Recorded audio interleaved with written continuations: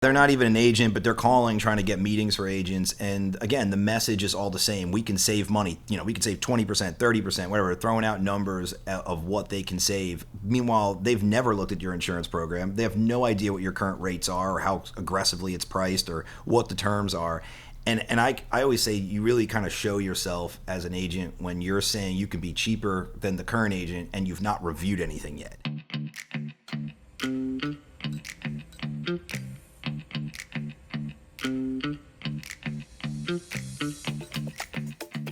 Hello, and thank you for joining us for Policy Party. I'm Negar Sharifi, joined by my partner, Phil Masi.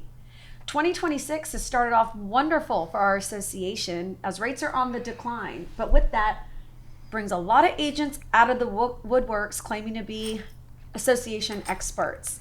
And recently, we've seen a surge in these advertising types of emails, and we thought today we'd provide some clarity and some recommendations to our boards that are receiving these emails.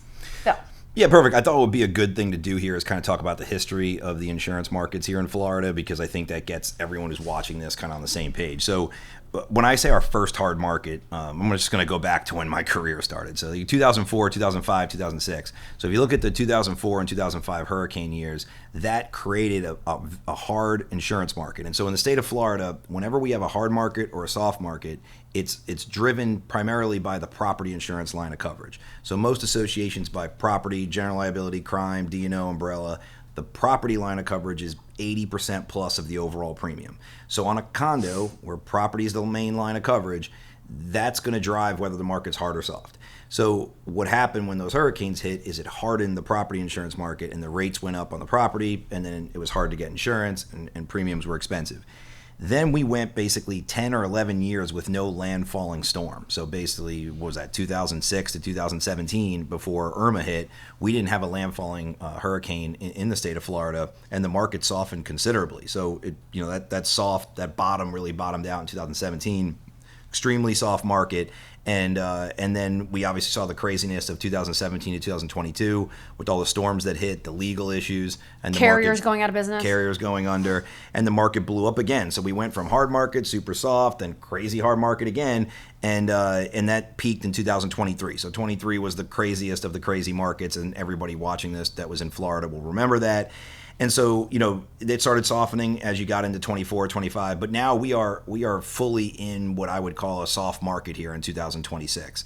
And so that's a good thing for anybody listening. That means the rates are coming down. That means insurance programs are going to get better coverages, better deductibles, all those things. But one thing it does do from a tactic perspective from other insurance agents, I feel like it does bring out some of the weaker agents in a soft market. I mean, anybody can kind of get an insurance price for you. Yeah. It's a little easier. But what they'll do is they'll send out emails from all parts of the state, boilerplate emails usually. They're buying lists of who board members are, property managers are. They're making cold calls through usually a cold call person, not even the actual agent. And they're just... And a caller coordinator, appointment coordinator? Yeah, they're not even an agent, but they're calling trying to get meetings for agents. And again, the message is all the same. We can save money. We can save 20%, 30%, whatever, throwing out numbers of what they can save. Meanwhile, they've never looked at your insurance program. They have no idea what your current rates are or how aggressively it's priced or what the terms are. And I always say you really kind of show yourself as an agent when you're saying you can be cheaper than the current agent and you've not reviewed anything yet. I mean, for me, I just feel like I really hope boards don't fall for this and managers don't fall for this, because they're just throwing a bunch of stuff at the wall and see what sticks. Yeah. And then, ultimately they're going to eventually need an agent of record letter to do what they want to do. They'll say they don't up first, but they eventually will. What I will tell you is your current agent is going to have the same insurance pricing as that agent's going to have, if not better, since they've been the agent and they have the history of it. So I don't think moving agents based on a promise on a future renewal is the way to go. What I recommend people do is you interview your agents, and you should make sure you're working with an agent or considering agents that are experts in this space, the community association insurance experts, and then see what they can do when they look at your program. Have them audit or analyze the program. What coverages were wrong that they can make better? What services were not provided that can be provided? when you look at pricing or premium errors, not what's going to happen, but tell me what last year's renewal, why was it priced wrong? It should have been, was it overpriced? I mean, why was it overpriced? Were the deductibles too high? Should have they been lower? Did you have exclusions you shouldn't have? You know, assault and battery, abuse and molestation, whatever it might be. That's how you see an agent bringing value. They audit your program, they show you where the errors are, tell you how they can make it better.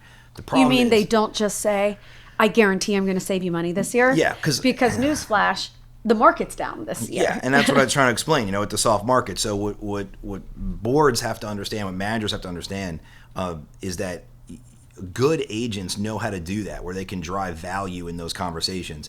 The agents that are usually newer agents, only been doing this for a few years. I mean, the emails my managers have been sending me lately from agents, they're usually from South Florida, all over the place. And you're getting these guys and you look them up and they're 22 years old, 24 years old, just became an agent. So you're seeing a lot of that, and all they know how to do is basically say, I can sell cheaper. on price. Yeah, I mean, because it's the thing they can understand, but they don't know how to go in the ins and outs. So if you play that forward, let's say you're like, all right, we're going to go ahead and sign over and move to this agent. They're promising us a 20% reduction. You may get it because you were going to get that 20% reduction with the renewal agent too. But what else happened to those policies? Like, what coverages changed? What things got messed up? And again, even if it wasn't messed up that year, you know, what about the service day to day, right? You got questions, problems, claims. Does the stuff get handled? Do your things get done correctly? You know, you're going to an unknown, a complete unknown from a service perspective.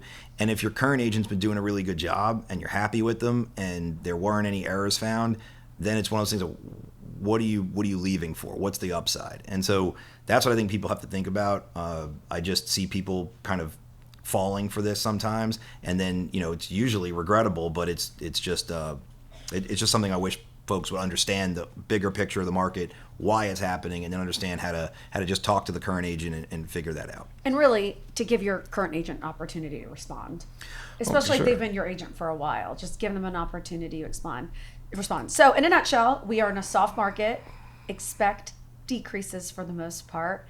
And if you have any questions or get any emails that seem salesy in an email blast, just let us know so that we have an opportunity to explain. Yeah, anybody telling you they can save you money and hasn't looked at your stuff, you could consider that about as salesy as it gets. And I know it attracts people, board members hear it. They're like, oh yeah, we're going to save money. And remember too, it's a good note here about the budgets. So when we budget numbers, we're setting that budget up in August of the year before. You don't have storm season playing out. You don't know where things are going to go. So a good agent should be conservative on that budget message.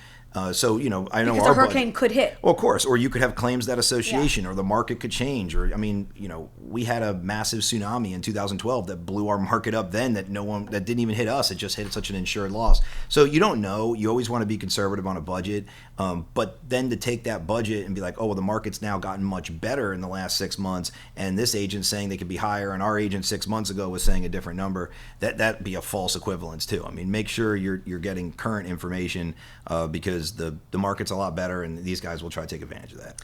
Well, thank you for your thoughts, Phil. You always have a lot of them. Yeah, I try. And we appreciate you joining us today for our episode of Policy Party.